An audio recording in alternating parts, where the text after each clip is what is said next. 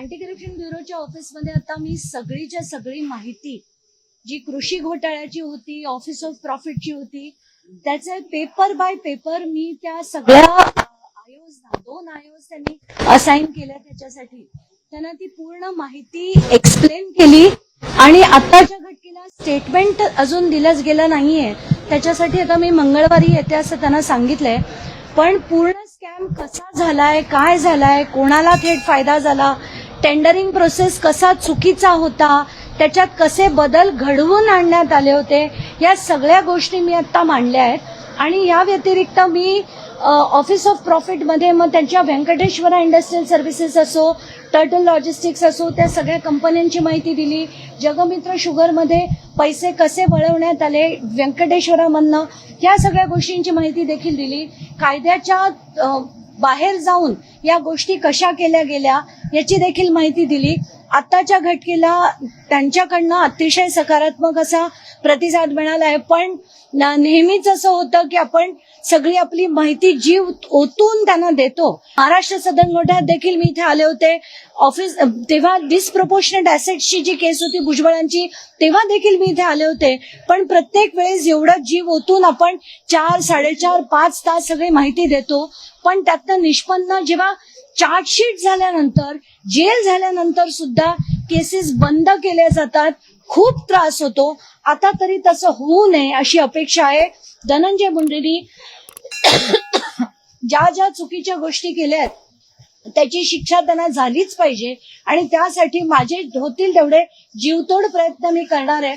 पुढे आता परमेश्वराच्या हातात आहे आणि मुख्यमंत्र्यांच्या हातात आहे, बघू. सगळ्यात महत्वाचं म्हणजे तुमच्यावर कुठल्या प्रकारचा दबाव अँटी करप्शन ब्युरो करू नका, कारण आता अशी पण माहिती समोर येते की 2 दिवसामध्ये सगळे पुरावे सादर करा, अन्यथा हे प्रकरणच निकाली काढू. काहीसा दबाव तुमच्यावर होता? नाही, आता कसं झालं, मला तेव्हा जेव्हा ते परवा पत्र मिळालं आणि वाचून मला खरंच धक्का बसला की मी 2 महिन्यापूर्वी त्यानं जी माहिती पाठवली त्याच्यावर मला जर बोलवण्यात आलं आणि 2 दिवसात हजर व्हा नाही तर तुमचा अर्ज निकाली काढण्यात येईल, तर पहिला गेल्या प्रश्न मी हाच विचारला की असं पत्र तुम्ही का पाठवलं.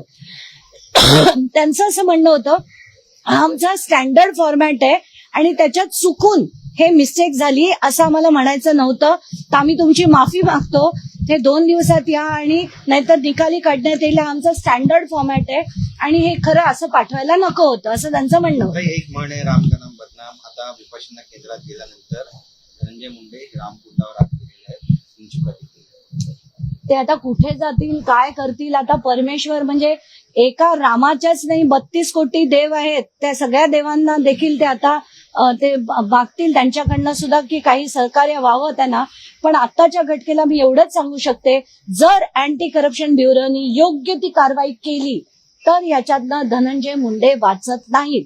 आता त्यांना शासकीय मेहरबानी झाली तर प्रशासनाची मेहरबानी झाली तर मला माहित नाही, पण आज जी मी माहिती दिली आहे ती ओपन अँड शट आहे, त्याच्यात काहीच डाऊट नाही. आज रामकुंडावर आल्यानंतर धनंजय मुंडेंना माध्यमांनी प्रश्न विचारले, पण त्यांनी झिपिट असं ऍक्शन करून जे ते मी बोलणार नाही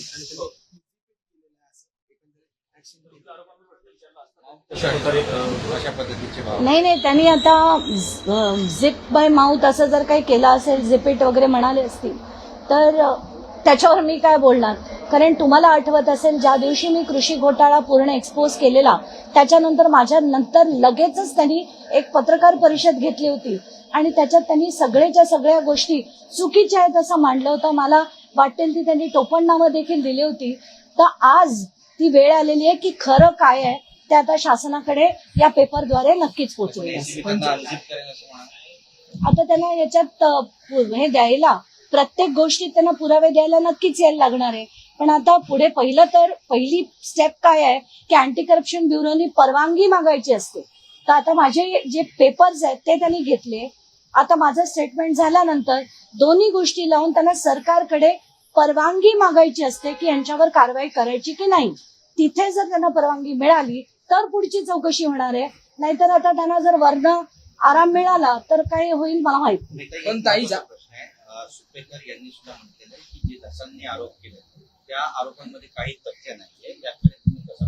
आता प्रत्येक गोष्ट जर आपण बघितली, धनंजय मुंडे देखील म्हणाले होते की आरोपात तथ्य नाही. ते 4 मार्चला म्हणाले होते की ते माझ्या विरुद्ध डिफेमेशनची कारवाई करणार आहेत. आज तगायत मला त्यांच्याकडनं कुठल्याही प्रकारची नोटीस नाही आली.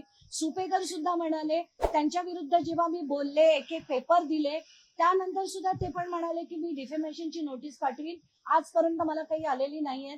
आज सुरेश धसांनी त्यांच्यावर जे आरोप केलेत, हे आरोप एक्झॅक्टली याच शब्दात मला देखील कळवण्यात आले होते की आत्ता जी कराडची सरबराई जी होतीये जेलमध्ये, ती सरबराई त्यांना सुपेकरच करून देत आहेत आणि त्यांच्याच मेहरबानीने बीडच्या कारागृहात आरामात जे राहत आहेत, ही सगळी माहिती मला पण मिळाली होती. आणि जी आज धसांनी मांडली आहे की पोलीस यंत्रणेकडनं म्हणजे कारागृहाकडनं तिथल्या गुन्हेगारांकडनं 300 कोटीची त्यांनी मागणी केली, असं त्यांनी काही विधान केलं असं मला तुमच्याच माध्यमातून कळतंय.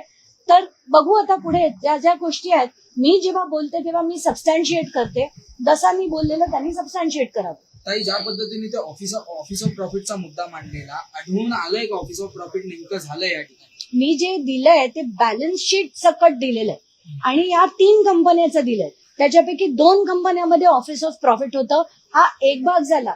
पण कृषी घोटाळा मंत्री असताना इतका मोठा जो केला, ज्याच्यात पहिल्या टप्प्यात 341 कोटीपैकी 161 कोटी 162 कोटी खाल्ले गेलेत आणि त्याचा ऑनलाईन किमतीप्रमाणे मी जर काढलंय तर त्याचं जर 4 बॉटल मी घेतल्या आणि मला 92 रुपयाला पडल्या आणि जर सरकारने 19,68,000 जर 220 रुपयांनी घेतल्यात तर हा स्कॅम नाही, तर याला दुसरं काय म्हणायचं?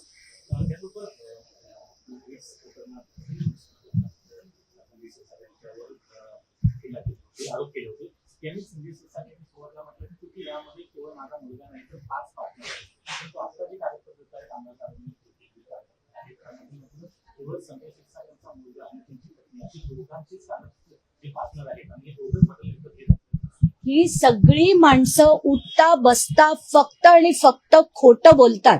एकही माणसाचे, म्हणून मी म्हंटल की मला विट्सचे कागदपत्र ज्या दिवशी मिळतील त्याचा किस पाडून मी दाखवून देईन की यांनी संजय शिरसाटांनी त्याच्यात कसा आणि किती मोठा घोटाळा केलाय. पण आत्ताच्या घटकेला मी आज सकाळी मी काही राऊतसाहेब दानवेंशी बोलणार नाही किंवा संजय राऊतांशी बोलणार नाही. म्हणून मी माध्यमांना विनंती केली आहे की त्याचे जे कागदपत्र आहेत ते माझ्यापर्यंत पोहोचवावे. त्याच्यात मी पूर्ण रिसर्च करून सगळं मांडेन एका दिवसात आणि ज्याच्यात स्पष्ट होईल की संजय शिरसाटांनी अफाट ह्याच्यात सुद्धा स्कॅम आहे. आणि हे जे टेंडरिंग प्रोसेस दाखवलं गेलं की बाबा 7 वेळा टेंडर झालं आणि आम्ही 8व्यांदा घेतलं, मराठी माणसांनी घेतलं तर त्यात काय चुकीचं झालं, हे सगळं आणि जे उठता बसता जे खोटं बोललं जातं ना, त्याचा किस पाडता येईल आपल्याला.